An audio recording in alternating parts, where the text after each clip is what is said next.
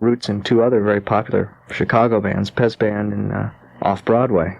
I get a chance maybe to explore some of the early music and how it all came about to get into the band that we're checking out now. Welcome. All right. Thanks very much. Let's talk about Pez Band. You both were in it. Where did Pez Band start and how long ago? And yes, both of us was in it, but I don't remember. Cliff and I were in the band in 1974 and 1975. Does that sound right, Cliff? Mm-hmm. I was in the band about 3 years before Tom and I were linked up. But during college. Good band. Had a lot of fun with that band. I never made any records with these guys, but... So you're gone from the band by the time the record started coming out. That's opportune time to run, huh? Well, was this in Chicago or? Oh yes, it was centered actually around Oak Park because we were all living in Oak Park at the time, and we played all around Chicago. At that time, there were a lot of people going out to clubs to see new music, and that's what we were doing. Our version of material. We were covering a lot of bands, but the bands we were covering were like, remember when that Martha Hoople, David Bowie, T-Rex and all that? We jumped on that and we exploited it, and we were the biggest thieves. We pulled everything out of that, but it was, at least the stuff we were covering was really neat, really cool. We had a lot of fun. And we started writing in that direction. I'm talking about early Pez Band, before Tom joined. This is when we started getting into this new, like, this revelation we linked up. Then Tom can make you familiar with the LP stuff. Well, I was in the band with Cliff until about 1976, and then Cliff left, and we went on to... I'm leaving. We went on to play around here, and we played out west, and we played out east, and we ended up attaining a record deal out east in New York, recorded a record, and that came out in 1977, the first album called Pez Band. And it was all downhill from there. It was not downhill. It was a good band. Good records, too. No, we had a lot of fun. What kind of reception did the first record receive? It actually got real good response because it was a pop thing for us. We were a pop band. At that time, it was pretty heavy metal, kind of like what it is now. And a pop band was refreshing to a lot of people at that time. We came up with a thing at that time called power pop, and that caught on. We went on this big news program in the morning called the Today Show. Heard of it? Yeah. And with Jane Pauley. Yeah. We weren't actually on the show, but she did a thing about us with this thing about power pop, and she showed a T-shirt and pictures of the band and played a few seconds of the band, and we got good press and got a nice thing in Rolling Stone and all this. I thought that you were gone like once before. Now I see you dancing on the floor. When you're around, my life's in misery. Someone shut the lights so I can't see. When you dance with him, are you real mean? Gonna bust a chair, gonna cause a scene. I'm just sick and tired of wasting time. Someone start a fight, I'll prove she's mine. When I'm down, that's how I feel when I'm down. I feel it coming on like once before. I'm a little drunk, I'm a little sore. The way I feel inside's no mystery. I'm a modern boy with an old disease. When I'm down, that's how I feel when I'm down. Hey, hey, hey, hey, hey, hey, hey, hey. Oh, when I'm down, that's how I feel when I'm down. Oh, when I'm down, that's how I feel when I'm down. That's how I feel when I'm down. From that point on, we went to us, the next logical step was to go overseas. That's where a lot of our roots were. For our second record, we went over to England, recorded it there, did a live EP there at a club we played. And with that, we had, I think, more success with our records overseas than we had here. And So the live record was done at a club called Dingwalls? a live EP, 4-song EP. There's another thing, we started doing EPs then. And there weren't many EPs around here, but at that time they were popular overseas because they were cheaper. Kids in England didn't have any money. They couldn't afford, $10 for a record or £5. Much less. And then eventually this grief that started when these guys were making EPs turned into what Johnny Rotten started screaming about, hell, we don't get into that. I can't stand still when the hit me shake. I think I feel now. Let me shake. Let you define. Oh, let me shake. Well, shake it to the left, shake it to the right. Let me shake, shake. Baby. Come on and shake. To the right. Wow, let me shake.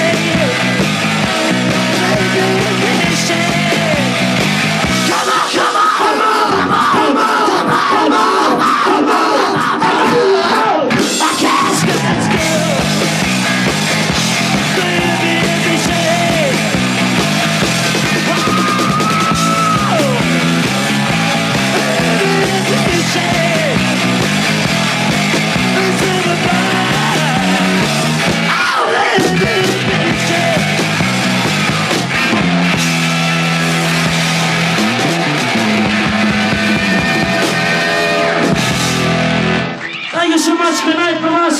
See you in America. And there you have it. Early Pez Band. We'll be back with more with Tommy G and Cliff Johnson coming up next. And now. Okay. Yeah, we went and we played clubs all over the States. At that time, it was, I would say, easier to do.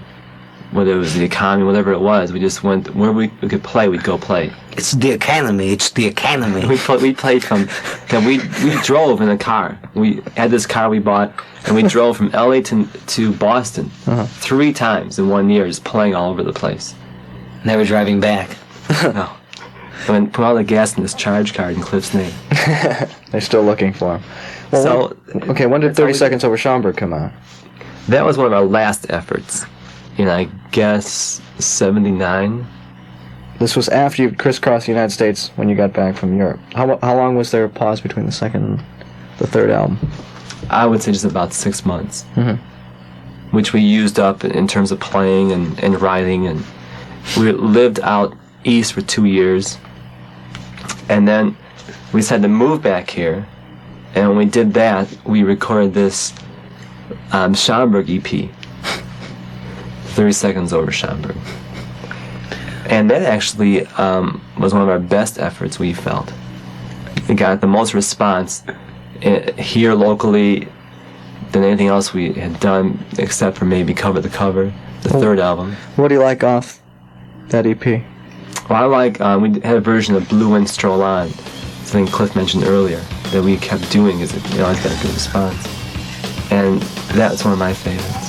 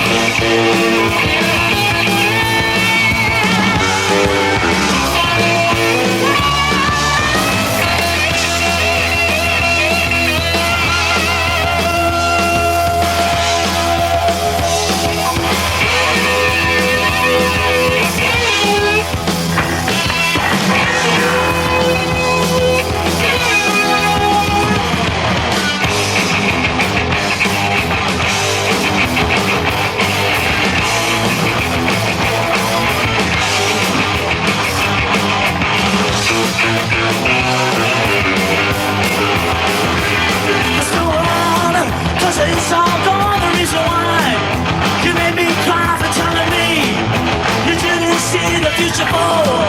I lost no more, you wanna know I love you so, I ain't gonna let you go. Slow on, gonna make you see. Slow on, do you really love me? Slow on, if you turn to cry. Slow on, you wish you never lied. You're gonna hate your mind. You ain't gonna find any more of my kind.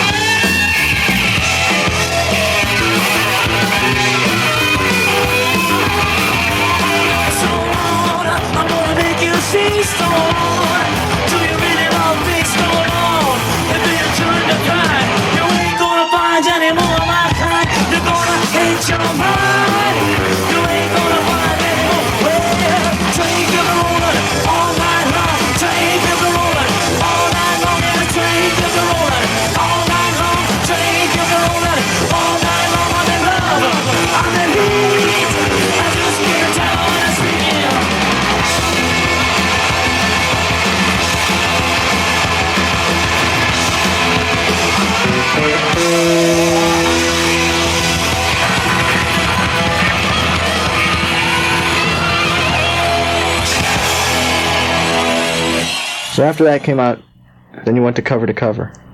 Right, Cover to Cover came out maybe like a month or two after that. And probably the most success in this area of anything you put out.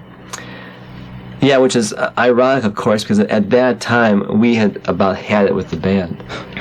You know, we were ready, we wanted to leave our label. We left our manager in New York. We wanted to leave our label in New York, and so we got a hotshot attorney in New York to get us out of this record deal. The attorney was a manager. He managed Meatloaf at the time.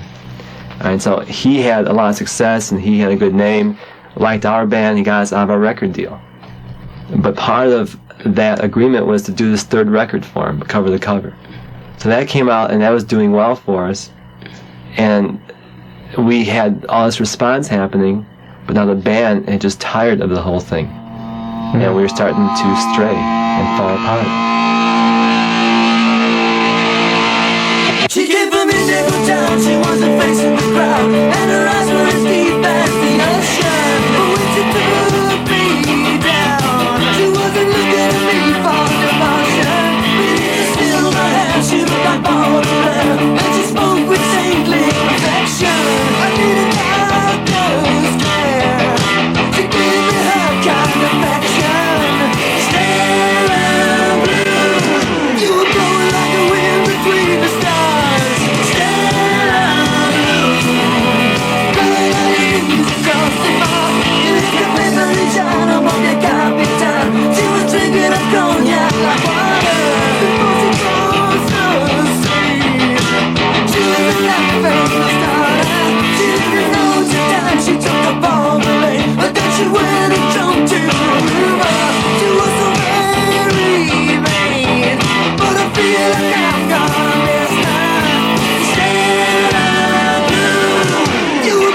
like the wind between the stars. Stand alone, crawling on your knees across the bar, and jumping in the sand with your guitar.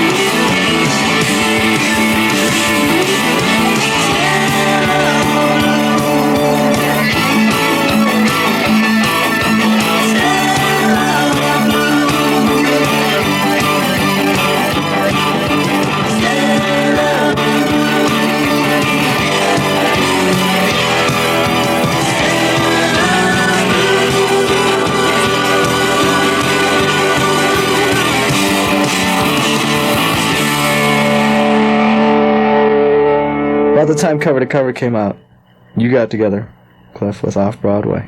Well, I got together when we pulled that Off-Broadway rock band together well before Cover to Cover came out.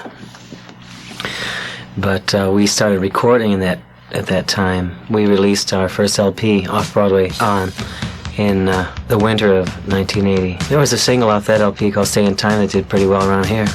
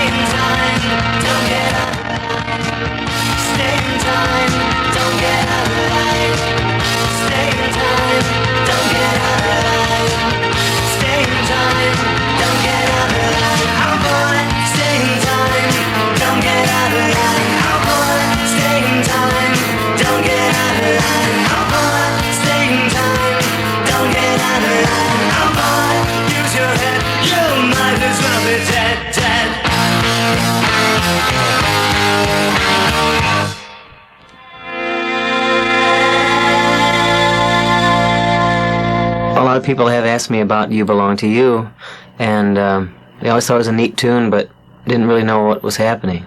I was thinking of Mick Jagger and his life with with and without Rolling Stones and his girlfriends and his wives and all his... I dropped in all these little lines referring to some of his songs like Beast of Burden, and I maybe if we listen to it you can pull them out. You made a big mistake when you spoke the marriage vow. You said some sweet, sweet words. You're choking on her now. She's calling off the deal. She's calling on the law. But you still belong to you. She's taking your money. She's stealing your estate. You can run to the city. It's shattered anyway. Don't wanna be a burden. You let her have her way. But you still belong to you. You belong to you. You belong to you. You wanna break down, you consider your life. You wanna do a dream with another man's wife. Your dream goes up in smoke, you can make it on your own. 'Cause you still belong to you. You gotta be right, you gotta be wrong. You gotta get tough when you live too long. I'll scream it all my life, boys must be strong. And you still belong to you. There's a chill that I get when she pushed back her hat and she pulled a cigarette from your mouth. And she said, I don't care, and she brushed back her hair. You politely throw her around. You belong to you. You belong to you. You belong to you. You belong to you.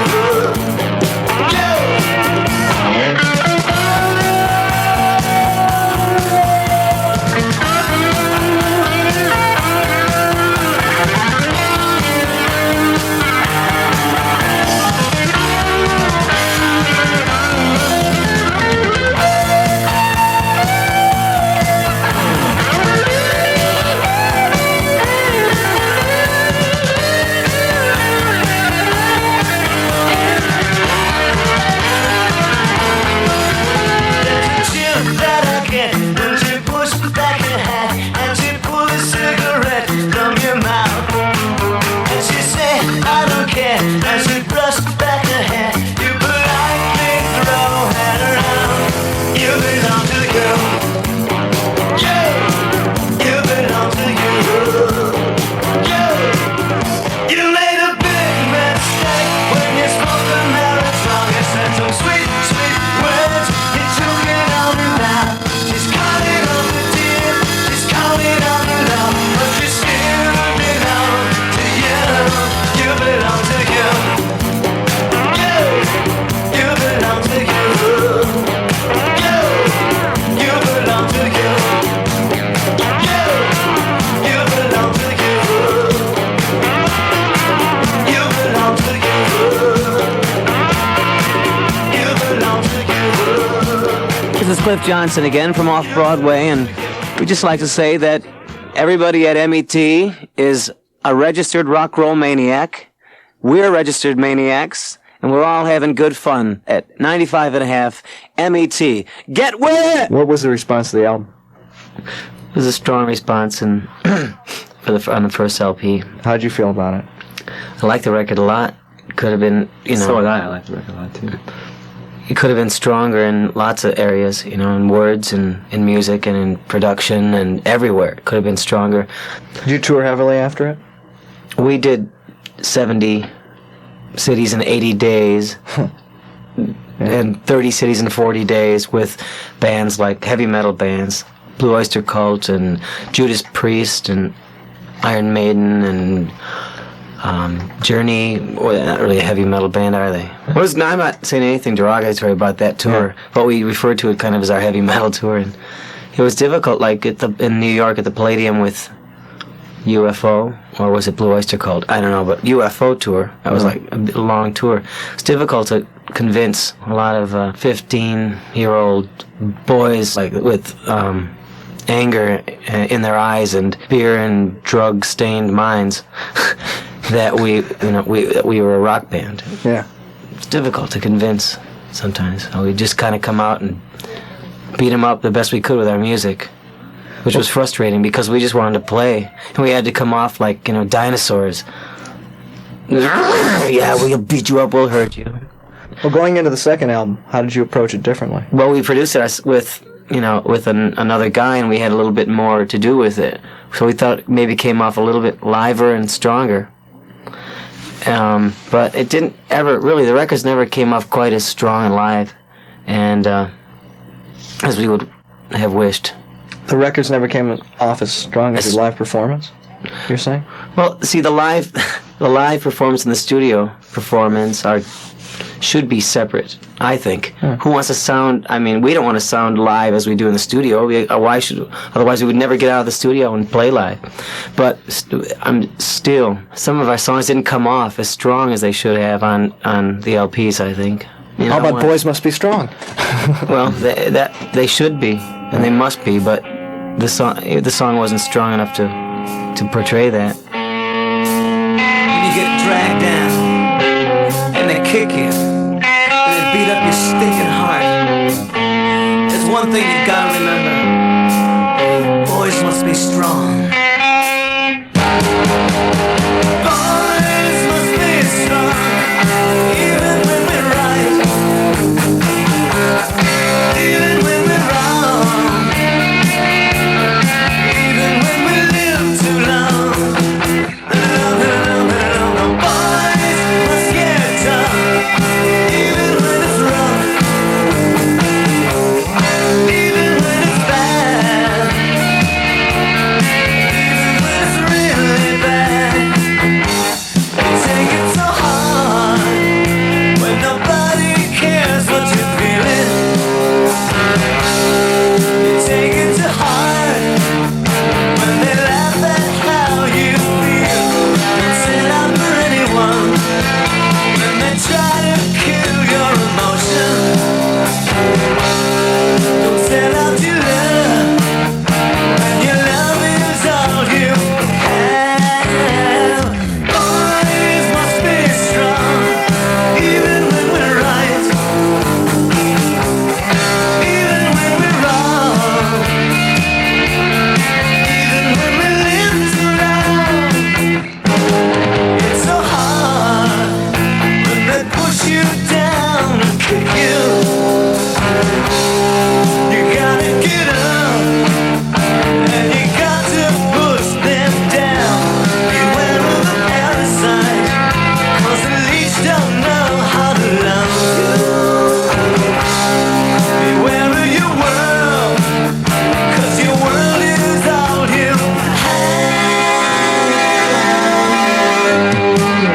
I don't wanna make it harder than it seems. You can take it so long, but you got to be so strong.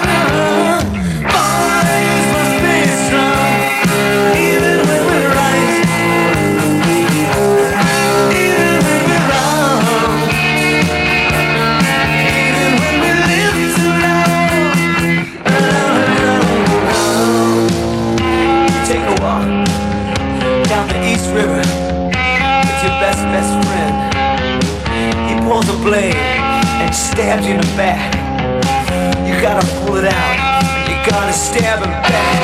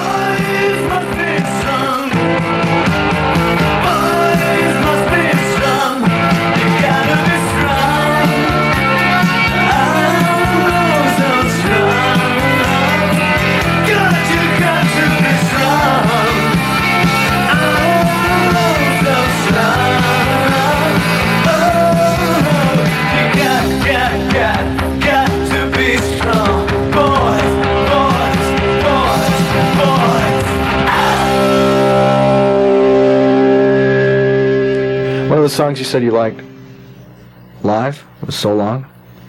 Oh yeah, that's just an example of a song that we do that we never played very often. When we did, it was a treat, and it never got any airplay. But it's like that's the closest thing to like heavy metal. Had we played that rather than like some of the other tunes that were lighter, a whole category, we would have fallen into a new category probably.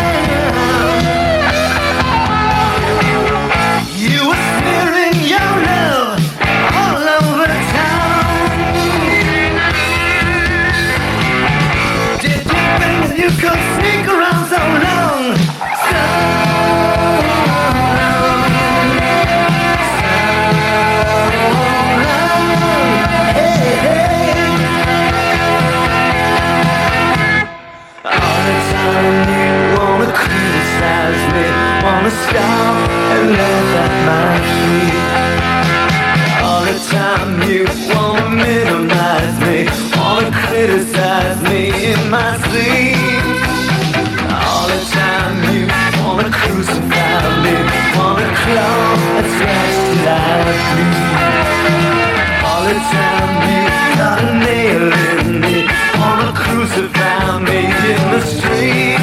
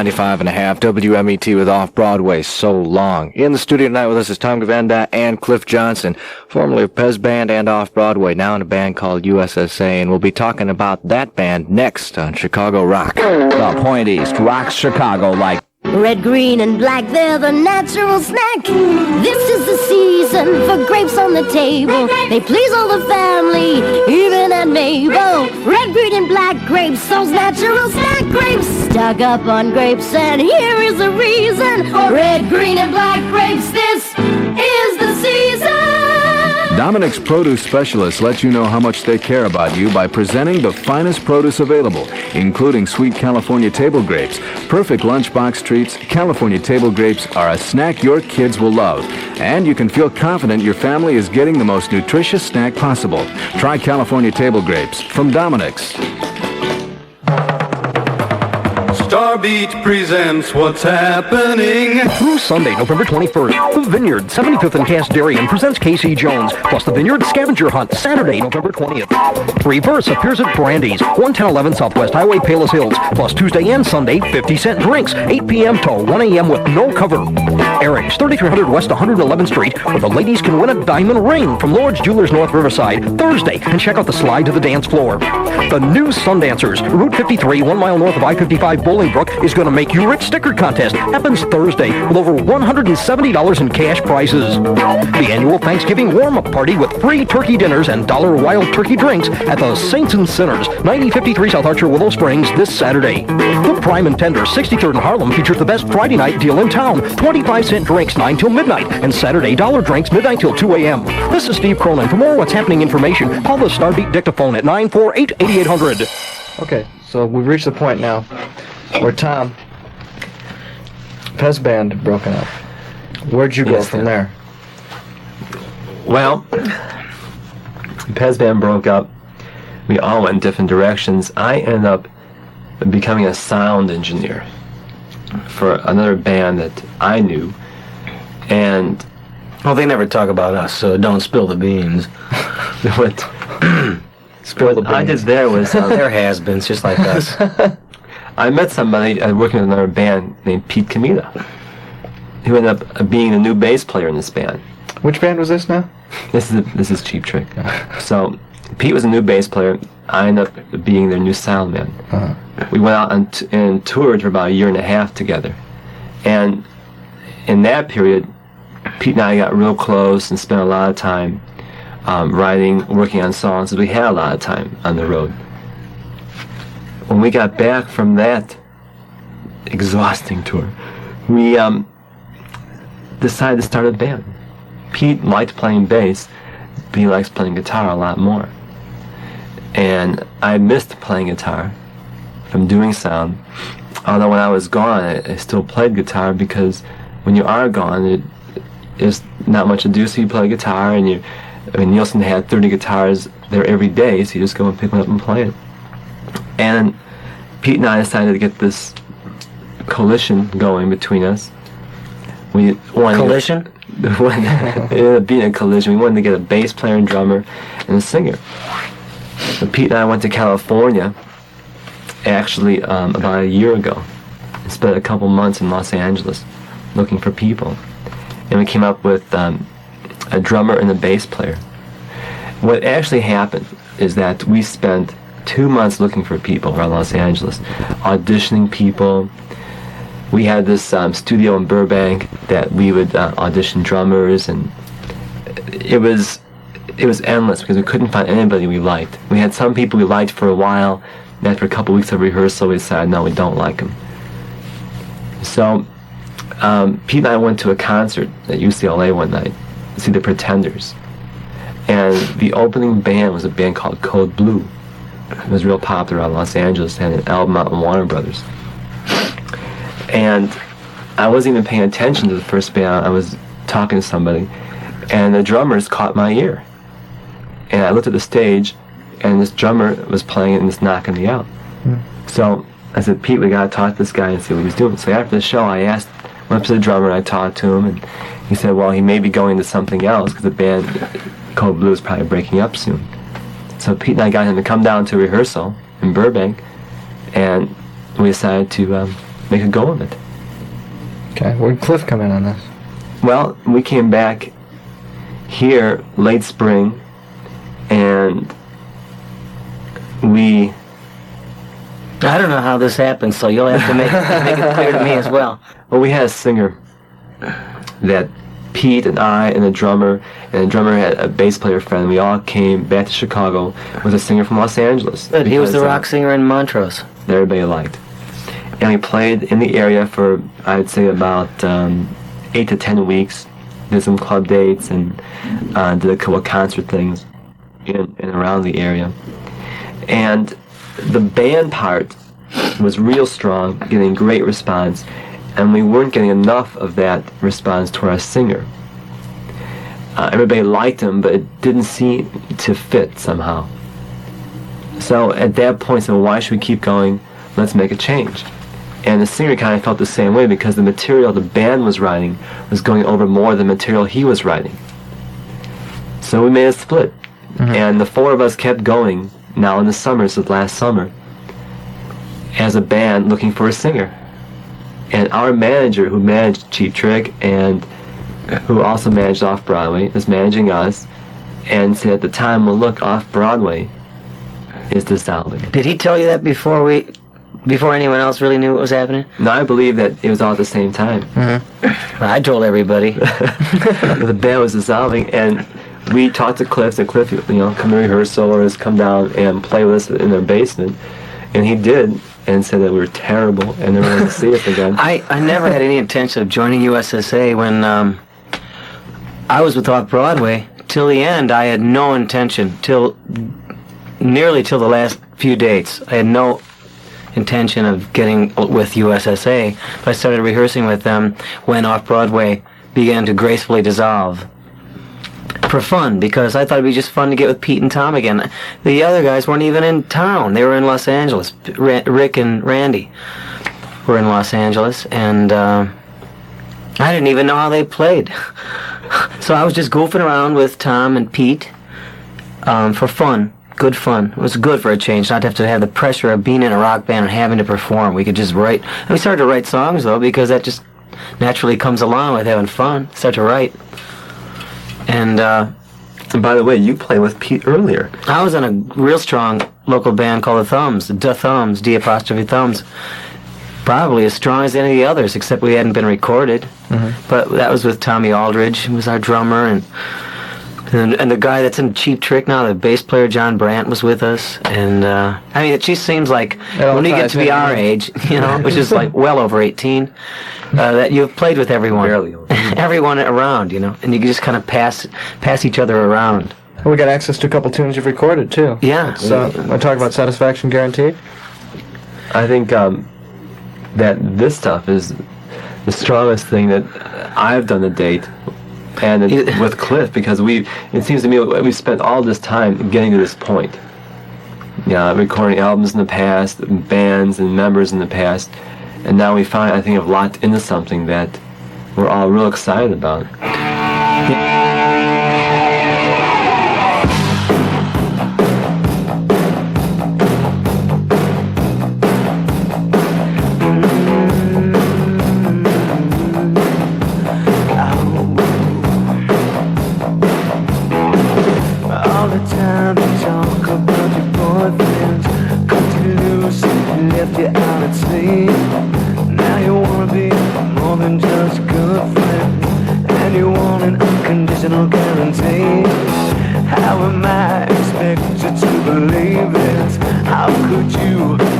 This from me to compromise all that I believe in, making promises I could never keep. Satisfaction guaranteed. Satisfaction guaranteed. What do you expect from me? Satisfaction guaranteed. Talk about love, tell me that it hurts you. When you think about some other girl than me, then you say you want me to tell you there'll never ever be another girl for me. Satisfaction guaranteed. Satisfaction guaranteed. What do you expect from me? Satisfaction guaranteed. You want your satisfaction. Honey, I want that. And you don't wanna stand in line.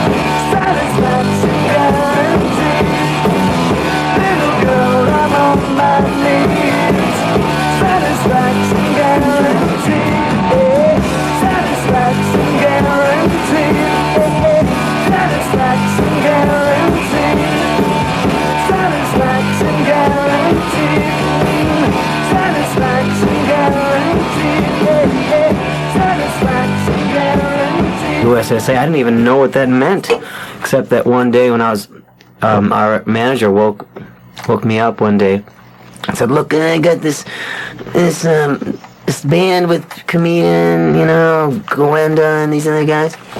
We want to call it, what do you think of the name USSA?"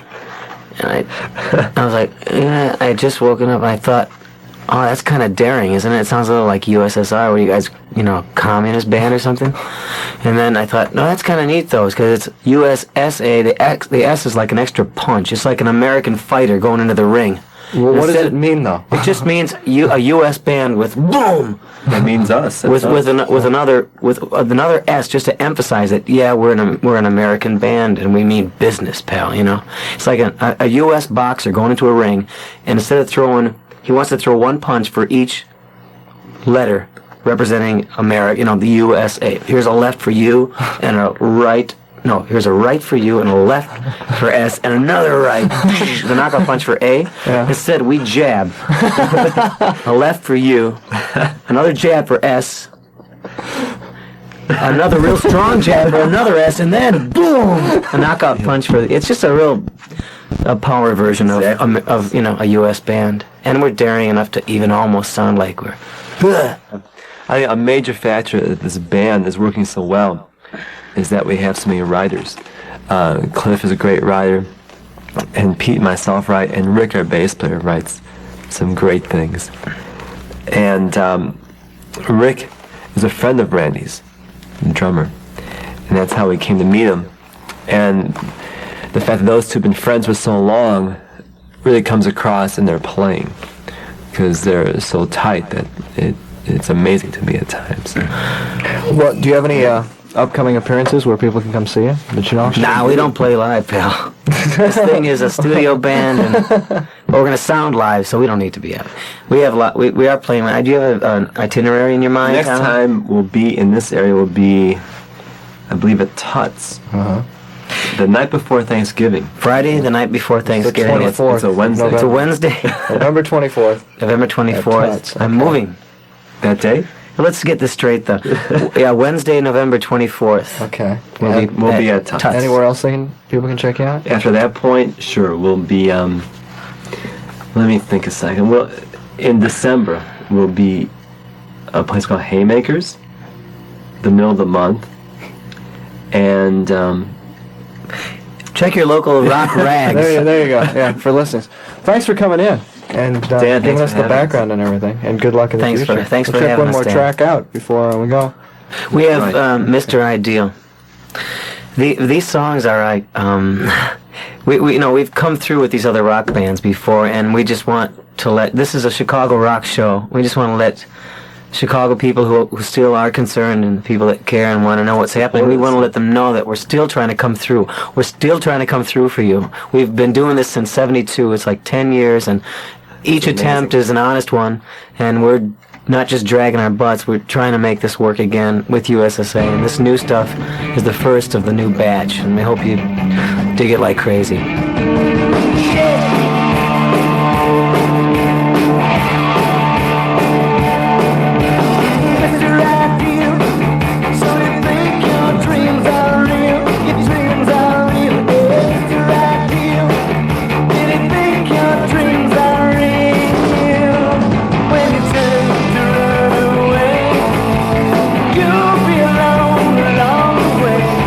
Open up your eyes, you'll never miss one thing.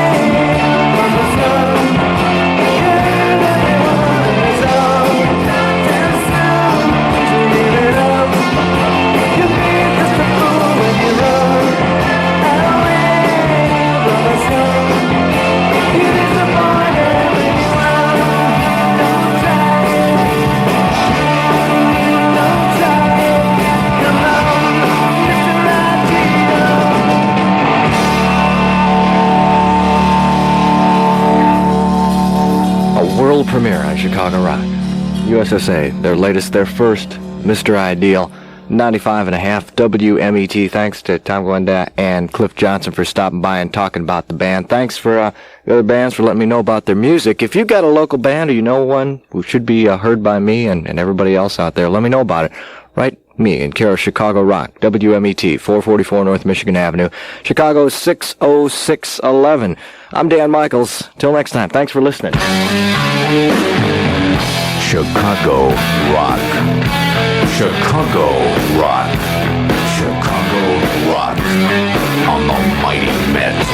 Chicago Rock has been brought to you by Chicago's premier club, the Point East, Highway 30 East and 83 in Linwood.